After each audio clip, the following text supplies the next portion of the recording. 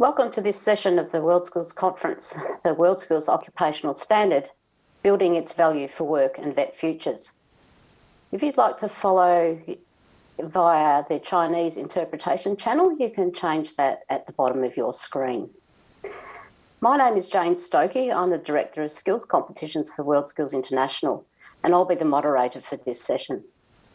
There are three main focus areas for this panel session. Firstly, to present the WorldSkills Occupational Standards and the exciting new development centre based in Finland. The second focus is how the WorldSkills Occupational Standards and the Development Centre are positioned with work and vet futures. Also, our panellists will talk about the challenges and steps ahead.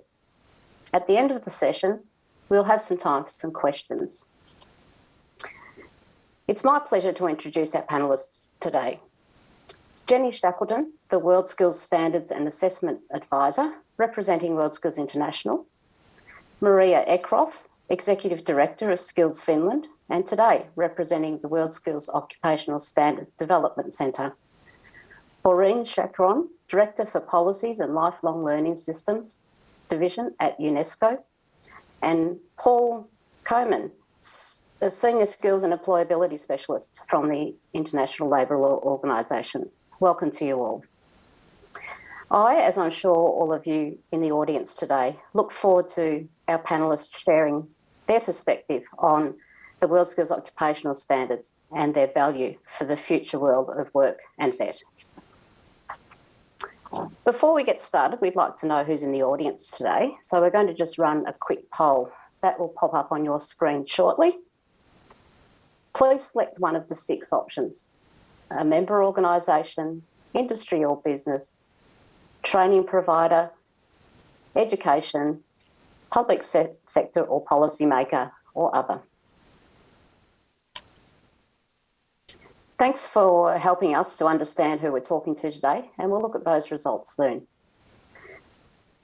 During the session, you'll be able to send some questions through the Q&A function, again, at the bottom of your screen, and our team will collect them and we'll address them towards the end of the session. I now welcome Jenny Shackleton to the floor to share the beginnings of the WorldSkills Occupational Standards and the milestones during their development. Welcome, Jenny. You're on mute, Jenny. Thank you, Jane, and hello, everyone. Next slide, please. A basic condition for valid assessment is an explicit benchmark to assess against. And without such a benchmark, there are simply competing opinions. Until a decade ago, the WorldSkills competition largely lacked that agreed explicit benchmark for the design of each competition and the preparation of each competitor. Now, the search for that benchmark took us beyond members' diverse TVET systems, with all their complexity, to a focused but very ambitious end purpose that all members could agree on, and that was occupational mastery in a progressive work environment. And this led us to the design of the WorldSkills Occupational Standard as a reference tool which had 2 parts. The first part, a contextualized description, and the second, a table setting out the knowledge, skills, and behaviors of a fully work-ready young person in a globally recognizable occupation. And this reference tool represents progressive occupational practice and mastery, sets the scope and limits for the competition, is accessible in its brevity and the use of learning outcomes, includes specialist, technical and generic knowledge, skills and behaviours, indicates what matters most and least through its weightings, and is regularly updated to reflect the movement of labour markets. And it uses ISCO, ESCO, ONET, work organisation and employer consultation for its design and its updating. Next slide, please. The WorldSkills framework was formally adopted by WorldSkills International in December 2012, and it was fully implemented by the WorldSkills competition in 2015 in Sao Paulo, at which time there was one WorldSkills Occupational Standard for each skill competition. And since then, the standards have developed recognition and value in ways and to an extent that we simply did not anticipate at the outset. For example, as accessible occupational standards, they've raised a curtain on a world of labour market information that TVET practitioners may previously have had little direct contact with. Secondly, they've been very informative. They've helped to equalise opportunity to participate and do well in competitions, and from there to forge closer connections with employers and labour markets, thus refreshing members' TVET practice.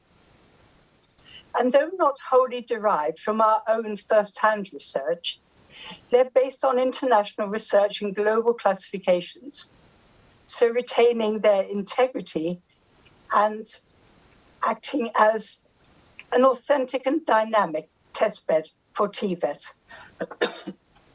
At the same time, the WorldSkills Occupational Standards have highlighted the variable understanding, positions, and activities of the TVET sector worldwide as it responds to multiple pressures and shows hunger for tools to advance its needs and its aspirations. Now, given that, WorldSkills is at a point, where it must most actively and broadly manage and grow these standards and what they represent as a valuable WorldSkills asset that mustn't be wasted. And so through the future WorldSkills Occupational Standard Development Centre, we have to press on with biennial consultations and updating, with interacting with and learning from our global partners to magnify the value and opportunity of these standards, to ensure their understanding and correct use and value. We must admit there are some inaccuracies and misinterpretations that we will have to address, and to grow their potential value through the engagement and collaborative leadership that the centre will be able to bring. So together with its members, WorldSkills also finds itself in the middle of the current skills race. And the new development centre will help bring coherence and momentum to the part that the WorldSkills movement can play for the benefit of its members and so much more, its global mission. Thank you, Jane. Thanks, Jenny. That gives us a really nice framework to now hear from Maria about the WorldSkills Occupational Standard Development Centre and its value for work and vet futures. Welcome, Maria. Thank you, Jane. It's my pleasure to dive deeper into the plan of the centre. So hello, everyone. I'm Maria Eklund, the CEO of the Skills Finland. Next, please.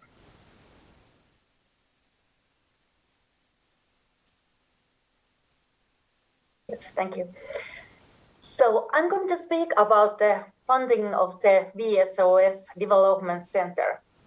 Skills Finland and WorldSkills International have together built a project plan for the WorldSkills Occupational Standards Centre and explore whether the main stakeholders are interested in participating in it. Next, please. This map shows the possible structure for the organization of the centre. It works under Skills Finland and WorldSkills International boards and steering group, as well as in close cooperation with WorldSkills experts. Next, please. Here's a rough timeline leading to the launch of the centre in early 2022. Next, please. And we believe that everyone is a winner in this. We are not going to focus only on success in competitions, but we also aim to develop vocational education and training through the skills competitions. Next, please. This picture of Skills Finland strategy illustrates the environment where the work of the center will be coordinated here in Finland. In Finland, our goal is to develop vocational skills and improve the learning results, as well as the appreciation of vocational education. We work closely with the Ministry of Education and the representatives of web providers and the labour market to reach these goals. Therefore, we already have a wide national network operating with us in the development of the center. Next, please. We promise that the center is not about having all the expertise and knowledge centralized in one place and preserving it there. That is not what we are going to do. Next, please. Instead, the work of the center will be collaboration of WorldSkills International and all of its various member organizations and stakeholders. Next. This is our common project. When the funding is secure and the new director hired and the work of the center allows, we will start building an international network of experts from various countries. The experts of the center will capture the data and the research results collected from you and your stakeholders. And they then determine the occupational standards based on the data and process the suggestions from members for new skills. Next. The world's occupational standards and the data is to be shared with all the members. They can be used to develop national competitions and the web systems, as well as share with the national web network. Next. To be able to determine the occupational standards to respond to the future needs of industry and business, close cooperation with companies is required, which will bring us member countries even closer to the representatives of industry and business. Cooperation with vocational schools is a key importance in the operation of the center, both in production of the data as well as in the utilization of the standards. Next, please. The center enables close partnership with organizations of high standing like UNESCO, ILO, CDFOP. We will share knowledge and research results and collaborate in many different ways, with a few examples of cooperation presented in this slide. Next, please. Here's a reminder of how skills competitions increase the quality of work and its attractiveness, as well as keep it in pace with industry. Next, please.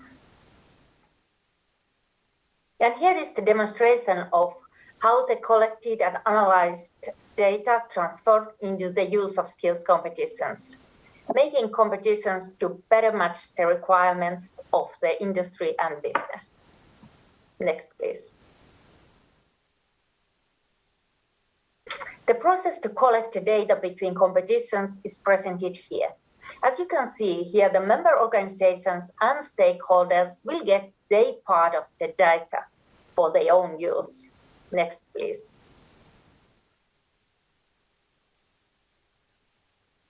We hosted a webinar for the Finnish Web Network and presented the idea of founding the WSOS Development Center in Finland. There were more than 40 vocational schools represented, and based on the survey, the directors of WET in Finland reserved the center as an improvement to the Finnish vocational education. Here you can see the results of 2 questions. Next, please. We asked if they believe that the center will benefit the development of qualifications and the competency assessment. And as you can see, almost everyone thought so. And the next one, please.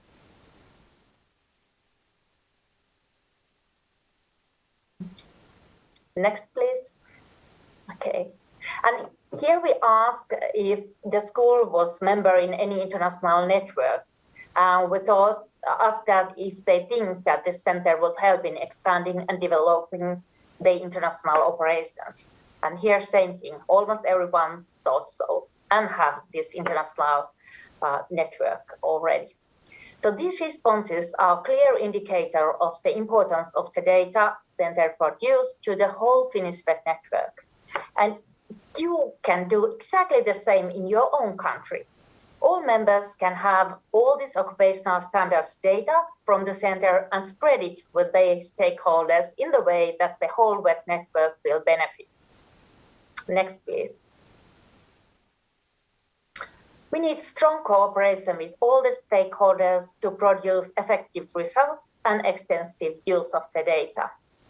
As you can see here, like association, ILO, UNESCO, industry, business, WSI members, research institutes, technology partners. So we have to do this together. Next, please. I hope that you share my passion for this project. I am convinced that the center would benefit us all. Thank you. Back to you, Jane. Thanks, Maria. The Development Centre is such an important initiative for the WorldSkills movement, and of course the ongoing benefits for the WorldSkills International members from 85 countries and regions for work and for VET. Before we look to Maureen and Paul, I'm going to just let you know the results of the poll. So we have 28% of people in the audience from WorldSkills members, 54% from industry or education, and 29% from the public sector or other organisations. So thank you to everybody for your participation. Maureen and Paul, you've both been critical friends and advocates for WorldSkills in general terms, but more importantly with the WorldSkills Occupational Standards over the last 9 years since their inception. I'm sure you both have some terrific insights to share with our audience. First to you, Maureen. What did you see in the WorldSkills Occupational Standards when you began to consider the world reference levels, and how do they relate to UNESCO's priorities? Thank you very much, Jane, and good morning, good afternoon, ni hao to our Chinese colleagues as well. Let me say that I do share Maria's passion and excitement for the center. And I would like to congratulate WorldSkills, congratulate Skills Finland for this very important initiative that comes in the right moment for all of us. Let me say that the initiative that we are discussing today is a critical for our agenda, be it through UNESCO, through the Interagency Group for Tibet, and the work that we have been doing on world reference levels. We need global references that are legitimate, that are shared, that are discussed, that we trust its technical dimension, but also we trust its political agenda. And that's what the center can do. That's what WorldSkills is doing. So it's very important to use the World Occupation Standards in advancing the global agenda. And I'm very happy to see that the theme of the event these days is about more than just occupation standard. It's about the goal, and a much higher goal, which is about the sustainability. And in doing that, when we were looking at the developing the world reference levels, we found in the WorldSkills Occupational Standard a reference. We used the other references that Jenny referred to, like ONET, like ISCO, and others. But the granularity of the WorldSkills Occupational Standards, their up-to-minute, I would say, situation and stance was very important for us. Now, I would like to point to three elements that seems to me important for the work of the center and for the work that we are doing at the global level. First of all, we do need a space of dialogue and collaboration, and that's what the center can offer. That's what WorldSkills offer, but that's what the center probably will offer. We need a space for knowledge sharing and capacity building. And that's what the center can do. And the third, and it's very important for our discussion today, until now, the occupational standards were rather responding or responsive to a situation of the labor market. I feel that the work that we have to do and the occupational standard have to be also proactive. If we want to change the situation on the ground in terms of the sustainability, in terms of greening, in terms of decent work, and I'm sure that Paul will speak about it, then our analysis of the occupational standards and definition cannot be just a photo of the situation on the ground. It has to be a development agenda. And that's what the center can do, because it can offer space for rethinking, for redefining the occupational standard and how they link with the qualification, how they link with the teaching and learning, how they link with the recognition of skills, and how they link with the lifelong learning perspective that we would like to advance. So I see the center and the tool more than just a technical definition of occupations, but more a developmental tool for all of us. And I hope that we can take this discussion forward. Over to you, Jane. Thanks, Pauline, and a very important message there. Paul, Jenny has stressed that the occupational standards, stressed that these are occupational standards rather than qualification standards. Why is that an important distinction to make? Thanks for your question, Jane, and good morning, colleagues. And I'd like also to take the opportunity to congratulate the WorldSkills International and WorldSkills Finland in coming together around this important initiative. Clearly, as Bourheen said, this issue of international benchmarks is also behind the ILO's keen interest in supporting this initiative and looking to see how WorldSkills International and the work of the centre can support our efforts to improve skills development systems in the development work that we do. The question of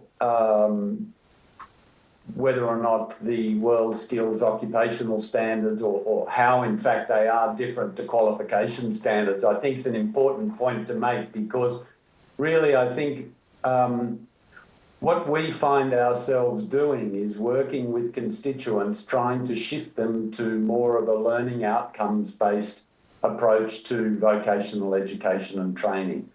And so many systems still grapple with the challenges of shifting from knowledge-based to performance-based delivery and assessment models. And I think whilst the language varies and the templates vary and the models that are used vary around the world, and so what's considered a qualification standard in one country might be different to how they're viewed in another country, or language around curriculum standards, and indeed the difference between competency standards or occupational standards is not always clear. But I think at the heart we're talking about artefacts that inform the design and delivery of education and training that have more of a focus on performance. And so occupational standards, whilst they might describe the underpinning knowledge and skills that are relevant for a particular occupation and the progression of excellence in that occupation, they are very much focused on performance, and performance in a real workplace setting. And we often see with curriculum standards or qualification standards that this emphasis is not often there. And in our experience, the work that we do in supporting constituent systems to move from or move to a learning outcomes approach that is more performance oriented, these challenges really are at the heart of shifting towards outcomes-based or competency-based approaches to skills development, where more emphasis is put on whether or not individuals can actually perform to the standard required in a workplace, as opposed to being able to demonstrate their ability to pass various assessments that might be more knowledge-based rather than performance-based. So I think it's very important to recognise that occupational standards do represent a different approach, and that because of that, and because of the potential impact that they do have on national systems in terms of assisting this shift from knowledge-based to performance-based delivery and assessment practices, is where the real value of the WorldSkills Occupational Standards rest from a development perspective, and the potential for them to inform the reform efforts of national systems and programs in those systems. Thanks. Thanks, Paul. Barine, you've recently referred to the WorldSkills Occupational Standards as a tool with a vision. Where and how will that tool need to be deployed over the next 3 to 5 years? Thank you, Jen. If you allow me, I would like to get back to some of the points that we just discussed, because I think it's important what Paul was referring to, but we need to take a bit the discussion from my point of view a step forward. An occupational standard is a social construct. It is a product of a negotiation and agreement among different stakeholders. It can happen at a national level, it can happen at a regional, and it can happen also at the global level. From the work we have been doing, for example, with CEDEFOP, we have seen that for the same occupation, we have seen diversity of defining occupational standards and of defining the qualification that stem from those occupational standards. And it's normal, because in some contexts, the negotiation and the stakeholders, the forces around the table, can drive directions in different ways. Where there is a social dialogue among employers and union, the discussion can take a definition of occupational standard wider probably than a place where the perspective is only from one stakeholder. But what is important is that in many countries in the world, having a national occupational standard is a challenge. And that's why it's important to see how at the global level we can also support.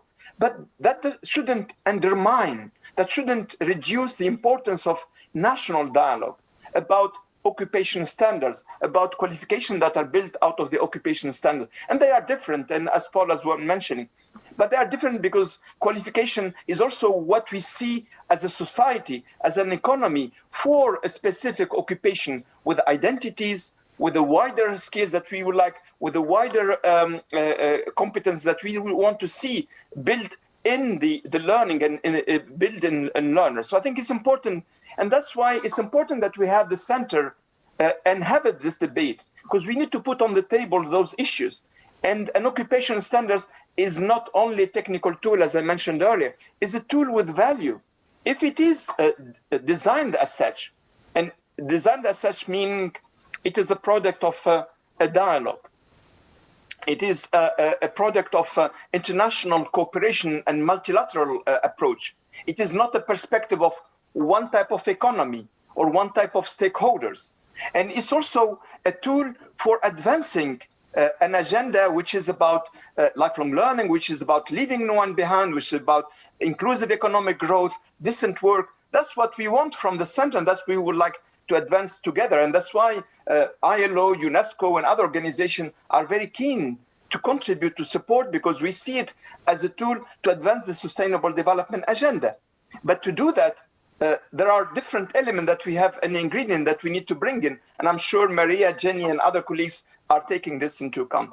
The last maybe perspective that is not coming from our discussion, I'm sure this is important, is that we are in a situation where understanding the labor market is becoming more challenging but it's also becoming an interesting exercise through data analytics, through big data, through artificial intelligence, through linking occupations with wages, with work conditions, with the qualification, with lifelong learning opportunities, with sometimes mushrooming of an occupation or fragmentation of an occupation through micro-credentials and what is related to that. But it's also an opportunity for lifelong learning. And those are tensions. There isn't, it's not a plain debate. It's a tension, and we have to discuss that. And that's where a center like the center we are launching and we are discussing today is a place where we can have different perspective, where we can have employers' perspective, we can have an international organization, we can have a union perspective, learners' perspective, youth perspective. And that's where we can advance the agenda together. And that's where, Jane, to your question, it's a tool with value. It's a tool with a wider goal than just describing an occupation or a set of occupations. Over to you. Thanks, Maureen. We've had a question in the chat, which I want to go to now, and I might direct this to you, Paul. What is the major difference between the occupational standards and competency standards? And then maybe if Jenny can comment at the end. Yeah, thanks for the question, Jane. I think one of the issues that the centre is going to have to grapple with, which I guess is related to some of the observations that Borheen made, is really this issue of the link between occupations and qualifications, and indeed how occupations are defined. In some systems, we see a shift away from narrow definitions of occupations and a broader approach to the design of qualifications, but also how vocational expertise is actually conceived. And so ideas like vocational streams that might intersect and overlay each other in a particular occupational area is one approach to thinking about the distinctions between occupational standards, occupational standards as opposed to competency standards. I think in a very simple sense, an occupational standard might be comprised of a number of competency standards that focus on the main functional areas that might constitute an occupation. But I think because of the trends around multi-skilling and the changing nature of occupations, I think the centre needs to be cognizant of the debates in industry that are going to be different in some countries to the debates in other countries. And so how WorldSkills Occupational Standards can inform the debates in different countries at different stages of development with different sets of social partners involved around how they might inform the development of new programs and strengthen the delivery and assessment systems within national systems, I think is something that the centre is going to have to grapple with. I mean, clearly there's a lot of potential that exists. The network that will come behind this centre, as you flagged, we're not just talking about the work of the centre based in Finland, but the various national authorities and centres of excellence that also exist within the WorldSkills movement really, I think, have the potential to come together under this initiative to think about the capacity building efforts that they undertake, to think about the potential for the moderation of assessment, for example, which I think is at the heart of this issue of what relevance do the occupational standards have to changing practice within national systems that have yet to embrace the particular approaches to assessment that are embodied in the competitions and the occupational standards themselves. So, like Borheen, I see a lot of potential for the occupational standards to start discussions, to inform dialogue, which ultimately are about strengthening national systems and helping them move along that journey towards systems that better reflect the national labour market and skill needs that they demand, but also have an eye to increasing national perspective, I should say international perspectives, to what expertise means in a particular industry sector, and how we can recognise that expertise through a set of international benchmarks. Thanks. Thanks. And if we go to Jenny, but we've got an extension to that question now as well. If both has the same connotation, why do different countries use a different term? Well, I mean, I just think we're looking at the reality of different cultural and historical sort of perspectives. I don't think it can be more said than that. But obviously, some systems simply don't use qualification standards because of the relationship between qualifications, curriculum, and skills standards. Who's responsible for developing curriculum and issuing qualifications? We have different models with national models with different degrees of decentralisation. So, I think there's different reasons for why that and why we do have those differences in terminology. But, I think cultural background, linguistic background, are key reasons why we do have those differences, obviously. Thanks. Thanks, Paul. Over to Jenny. Thank you, Jane. Yes, just picking up that last issue first. We've worked very hard with these standards to find a space in the global dialogue that does not carry too much baggage, does not carry too many connotations, and thus sort of create more misunderstanding. Competency is one of those words that means very different things to different people and to different systems. And that was a very early piece of learning. And so competency is not a word we use because it's not particularly helpful. What we have with the occupational standards is something holistic. And this goes right back to Paul's point about performance. The occupational standards are more than a collection of three different types of things: knowledge, skills, and behaviours. They also are specialist, they're technical, and importantly, they're also transversal in their coverage.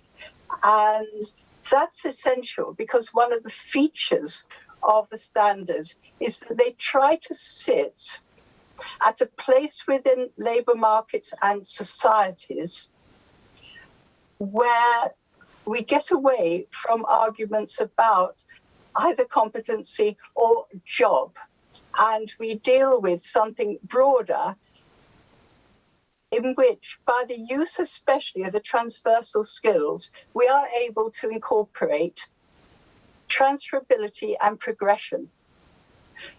Now, we know from WorldSkills practice that there is accelerated maturity in pursuing occupational standards and the competition experience, which then acts as a platform for future flexibility in the labour market and also, of course, lifelong learning. We try to grow a learning disposition. And so competency and occupational standards are not the same thing, partly because competency is very nationally or systemically different, but also because we believe we have something which is quite different in its holistic character and the platform that it is trying to provide. So I wouldn't want finally to underestimate the difficulty, if you like, or the complexity of the dialogues that we have to have with different systems, and that is all fruitful and healthy. But I would also say, of course, one of our challenges is to refine our approach to the assessment of performance. We know, including in an age of digitization, that we may not necessarily advance the assessment of performance through digital means. And one of the tasks that we have to be aware of, while it not being specifically one of the responsibilities of the centre, is that we must hang on to the WorldSkills role in assessing performance in the round, as well as very specifically. That is a key challenge, and the occupational standards remind us of that challenge. Thank you, Jane. Thanks, Jenny. Maureen, we've got another really good question coming in. Occupational standards remain a huge challenge for Africa and most developing nations.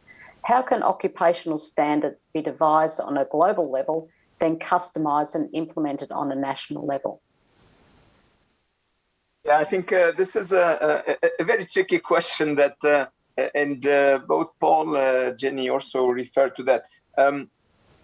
I now would like to insist again that national dialogue, mobilization of the national stakeholders to define occupation standard, to agree on qualifications is a critical one. Just to share with you very briefly, when we conducted the review of 4 qualifications across 26 countries, and when we developed the word reference levels and look at the descriptors, we found, for example, regarding the descriptors for the qualification levels, we found rather some common agreement regarding knowledge and skills. But when it comes to wider competencies, we find quite broad the differences across contexts and countries. In Europe, there was a focus on autonomy and responsibility. In Asia, it was about values. In other contexts, it was about other aspects. So I think it's important to recognize that what I think Paul and Jenny were insisting is the context matters.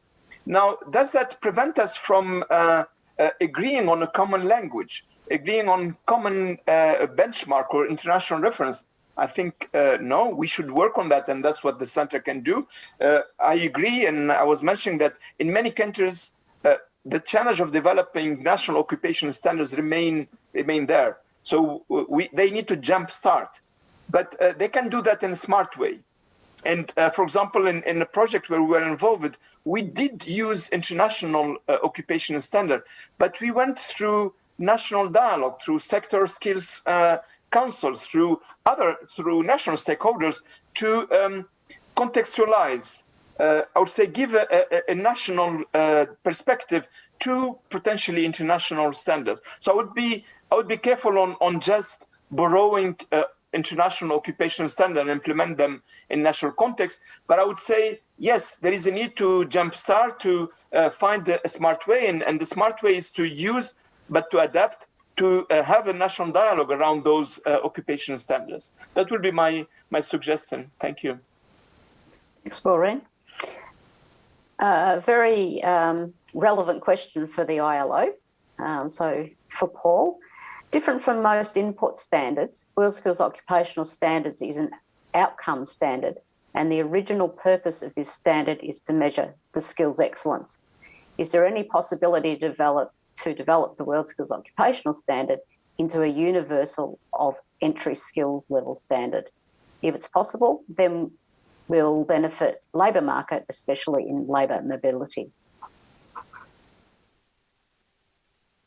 Right. Look, I think we're talking around this general theme of what potential value might the occupational standards have for, I guess, international efforts to recognise skills and to recognise qualifications. I fully agree that we need to ensure that we maintain social dialogue around skills development, including the setting of qualification and skills standards in any national context. So the extent to which national qualifications and standards might reflect or deliver the sort of outcomes that the WorldSkills Occupational Standards deliver is going to vary from system to system, because each system's at a different point. Each system is able to support the development of excellence to a varying degree, and we need to recognise that there are substantial and considerable differences between the capacity of systems in some countries to deliver quality vocational education and training compared to other systems. So what the occupational standards are going to do is really provide a reflection of what excellence looks like as defined by a certain set of stakeholders in a certain sort of context. And so, again, to restate Borjeen's point about, you know, we're not talking about borrowing these standards and simply, you know, inserting them into the national system with some expectation that that's somehow going to automatically transfer the quality that that system's delivering, I think is a bit of a fantasy. But can the WorldSkills Occupational Standards potentially act as a global benchmark that might strengthen systems around the recognition of qualifications, along with, for example, systems like UNESCO's World Reference Levels? Yes, I think there is potential for that to happen. But we have to have, and I think this is the point that Borjeen was making, the fact that there will be a centre that will take ownership of these standards in a sense, or become the custodians of these standards, and to start thinking about, well, how can we use these to benefit reform efforts at the country level? What guidance can we provide to our members about how you actually do that?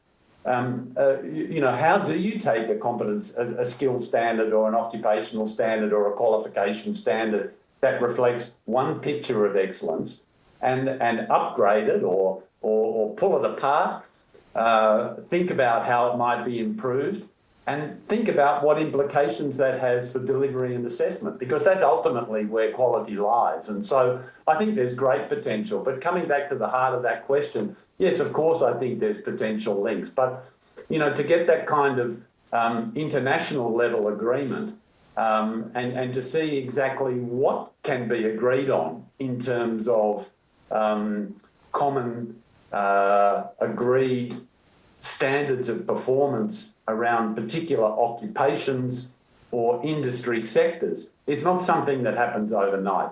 But we have to start the journey somewhere, and clearly the WorldSkills Occupational Standards, I think, are a good place to start. And I think WorldSkills have clearly recognised that. I think UNESCO and the ILO and other partners have recognised that by the support they've articulated for this centre. So, you know, we look forward to being part of that journey as we move forward. Thanks. Thanks, Paul. And Pauline, we've got another question that's sort of in line with what Paul's just talked about. Why are there so many standards like ISCO, ESCO, WorldSkills Occupational Standards, etc.? Why can't we have a common occupational or competency standard which is accepted by all the countries?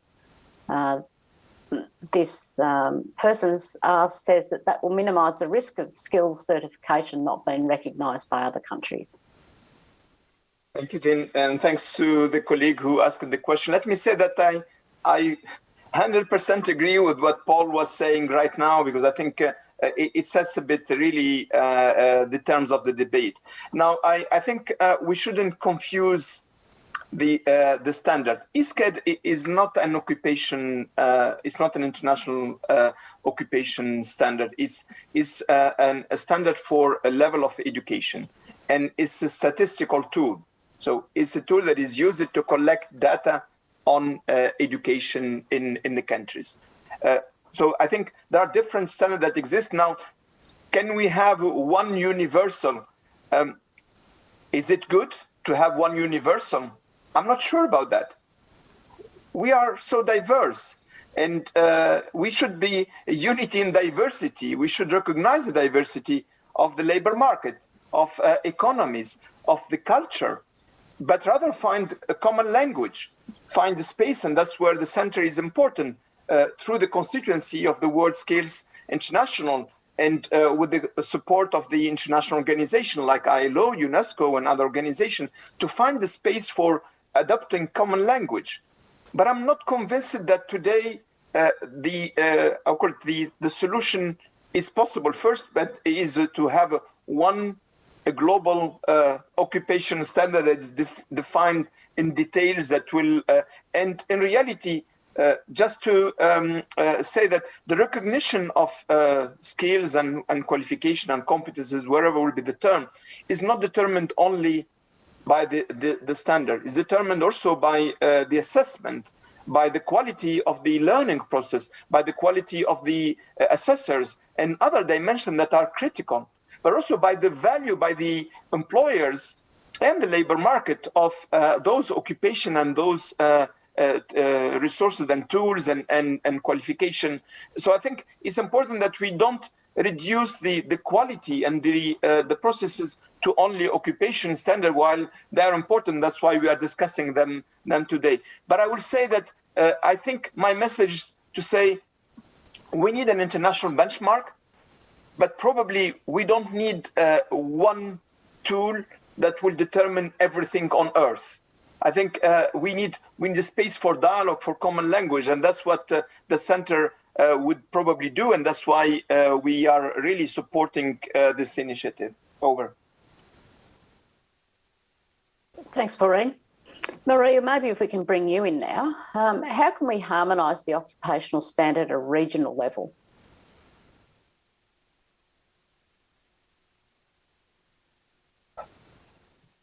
Sorry, well, which level? I didn't hear properly. At a regional level. Regional level, okay. So I said today that the world is quite diverse, so we have to get all the information. We really need the partners who is committed to share the knowledge and also use the knowledge what they get, and then they have to say from their own areas how to use that knowledge. And for the regional level, I think where the countries might be more alike, we can cooperate more. But I think it's I think when we start this work and cooperation with all the different stakeholders, we will find the best ways what we can do, and as said today, how much we can standardize everything and how much they have to use their local area and how they can use all those information in there. Thanks, Maria. And the Development Centre, of course, have a very big role to play in that standardisation and the rolling out, whether that be regional or global. Question from a member of our audience from the tourism industry in Armenia. We're a private sector-led sectorial skills body, a legal status not-for-profit professional organisation for tourism, striving to set a framework of standards for tourism industry in Armenia. I wonder what kind of cooperation or technical assistance could be possible from ILO as well as WorldSkills International and other donors for us to fulfil our goal. Maybe Paul, if you could touch on that. Yeah, sure. I mean, I won't go into the sort of technical assistance that the ILO could offer, but I think it raises an interesting question about, how we connect the framework of, or the occupational, the competition standards that WorldSkills have that relate to the tourism and hospitality industry and the work of this sector skills body in Armenia. I mean, it's crucially important that industry stakeholders come together through platforms such as sector skills bodies to develop a clear picture of what skills are required in their sector, what the career paths are in their sector, how the different occupations sit together, and what the occupational map and the standards map are for that sector in that country. So that's work that needs to be done by the sector stakeholders. And at the heart of that, as I said before, is social dialogue around skills development, which is crucial for effective partnerships between the public and private sector in an industry. So no questions around that. But how might the World Occupational Standards, the WorldSkills Occupational Competition Standards support that? Well, clearly they act as a reference in terms of simply things like, how do you describe excellence? What language do you use to provide a focus on performance? How do you deal with things like transferable generic skills and technical skills within the framework of an occupational standard? And so I think at a very simple level, we can see the value of sector stakeholders mapping their competency frameworks to the WorldSkills standards to see how particular qualifications that are offered in a national context might relate to the competition standards.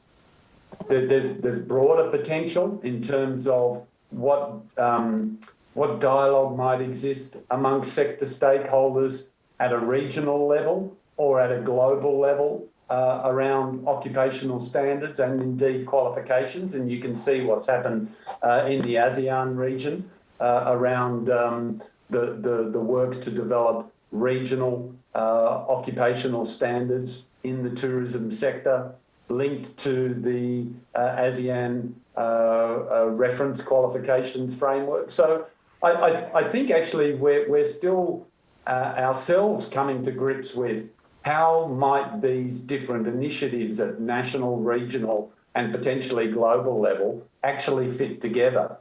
And I think Borjeen's point about a common language is a good place to start. But we're only going to find that out once we actually start getting into this process, I think.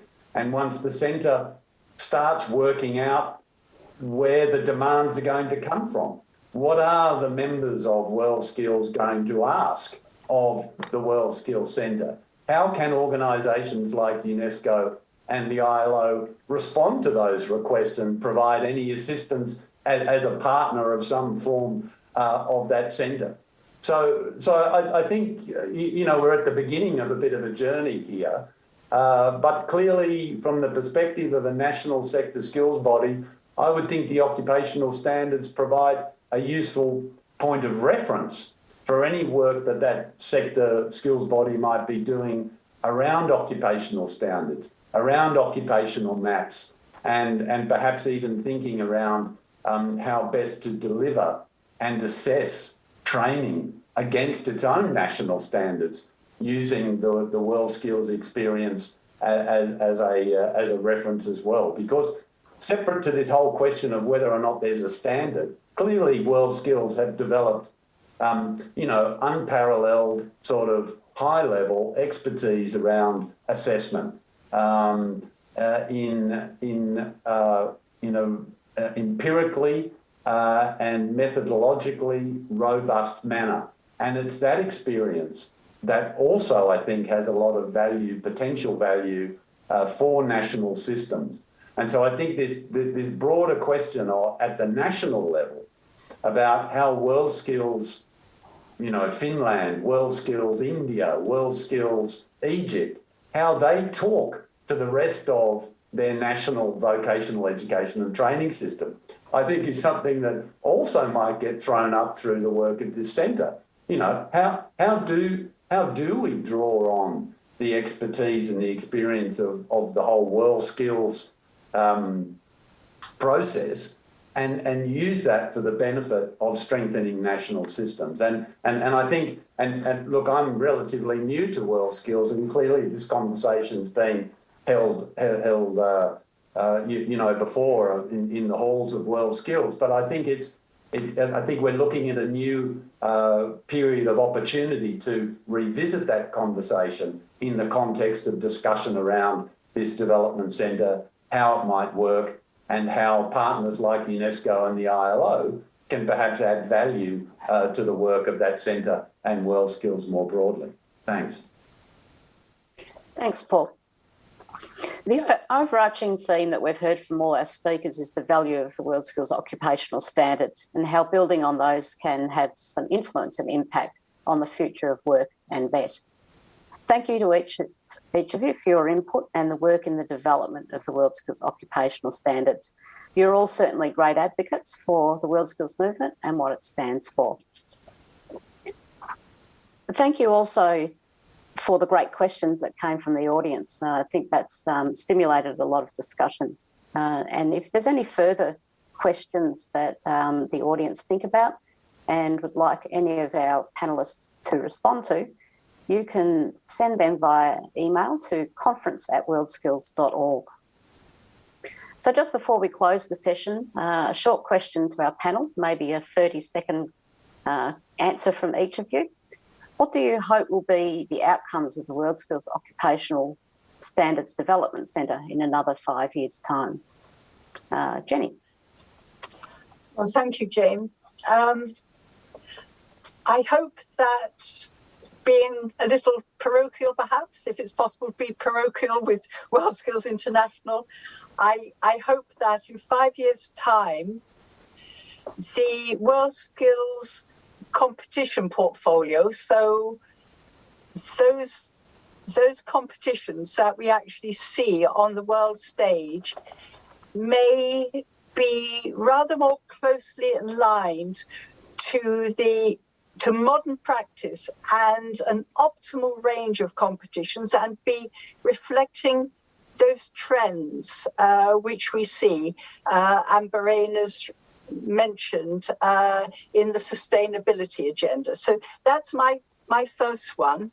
I hope, secondly, that we may have begun to see something emerging regionally by way of regional shared standards, because it seems to me that there's a very big leap from the national to the global without thinking about that intermediate stage. And that takes me back to Bahrain's sterling work on world reference levels, and the fact he recognises the role of regional qualification frameworks. Then, two final very quick points. I hope we will see clear results of the capacity building and collaborative work that the centre will have done, and finally that the standards will have continued to thrive and to have become useful as part of a movement towards excellence in work being assessed through performance rather than through what has become a habit, which is through knowledge, skill, behaviours in a two separate way. So my final one is that we will have actually had an impact on performance and the assessment of performance. Thank you, Jane. Thanks, Jenny. Maria, another 5 years' time. I hope that the centre has consolidated its operations and funding, coordinating a global network that will be able to define the WorldSkills occupational standards, and the data is to be shared and used with many member countries. And occupational standards are used also to develop national competitions and the WET systems, as well as shared with the national WET network and working partners in a way that it really improves skills development practices in the different countries, as we have taught today. Thank you. Thanks, Maria. Maureen? Thank you, Jane. By 2025, almost, we will have 5 years before the 2030 milestone. So I hope that the center will have a critical role by then in advancing SDG 4, SDG 8, and other SDGs in reality, which we didn't discuss today, because we don't want we want a world where there is gender equality, where there is an equity and inclusion, where the occupation is not a pain, but is flourishing, is fulfillment, and is a well-being of individuals. So I think it's important that the center doesn't fix only on the technical aspect, but also on the value of the occupation center. And I hope that by then we will have a such type of agenda set in the center. I think the point that Jenny mentioned regarding the capacity building is very critical, and it came through the different question. It's important to provide support to the different stakeholders, be it at the regional level and at the national level. And the center, the expectation from the center are huge. And the last is, I hope that the center will be really the place to go to discuss a bit how occupation standards are defined, having a common language, having an agenda setting that we can discuss together. So that's the place probably where we can come together and we can bring the different perspective. And by the operations, by the agenda, by the program, the center can play that role, and I'm confident on that. Thank you very much. Thanks, Paul. Paul? Yeah, thanks, Jane. I mean, certainly support everything that's been said, and I'd just like to highlight, I think, this issue of capacity building. Organisations like the ILO and UNESCO and other development partners work in the same countries that WorldSkills International work. And I think on a very simple level, there are opportunities to improve the interactions we have at a country level and a regional level, and look at how our different activities can be better integrated in a mutually supporting way. And capacity building is one of those key issues, but also work around assessment and delivery and qualification design and qualification reform. We're involved in these activities, and your members are involved in those activities. So I think at that very practical level, there are opportunities as well. Beyond that, clearly the need to stimulate sort of international dialogue on some of these concepts. I agree with Paul Hain. The centre does present a unique opportunity for that to be taken forward, and to improve international cooperation on skills development and vocational training. I think we should be looking to at whatever opportunities present themselves to improve that, to strengthen skills systems through whatever means possible. And clearly the centre is going to be a positive development in that regard. Thanks. Thanks, Paul. The WorldSkills Occupational Standards are Jenny's brainchild, so maybe a concluding statement from Jenny.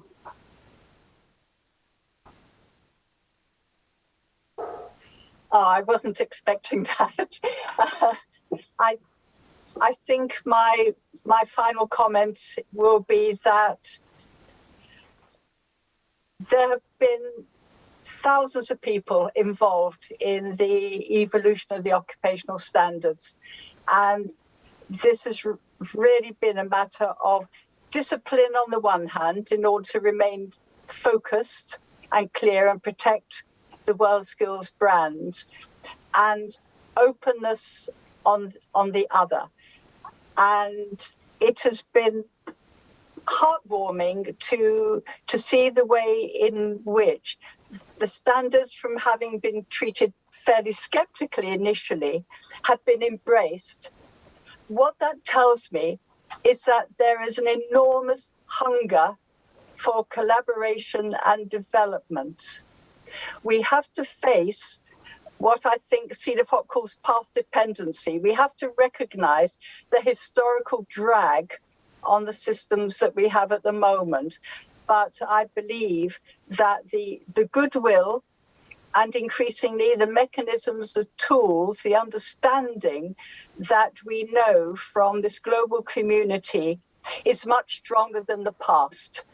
And that provided we are clear from terminology right through to conceptualization, I believe that with a little help from the centre, we shall actually fulfill our goals. But most of all, I want to say thank you to everyone, especially my global friends in UNESCO and ILO and CEDAFOP and many other organisations. I want to say thank you, because it is down to them that they have got as far as they are and that we can now hand over to the centre. Thank you. Thanks, Jenny. That brings our session on the WorldSkills Occupational Standard, Building Its Value for Work and Vet Futures, to a close.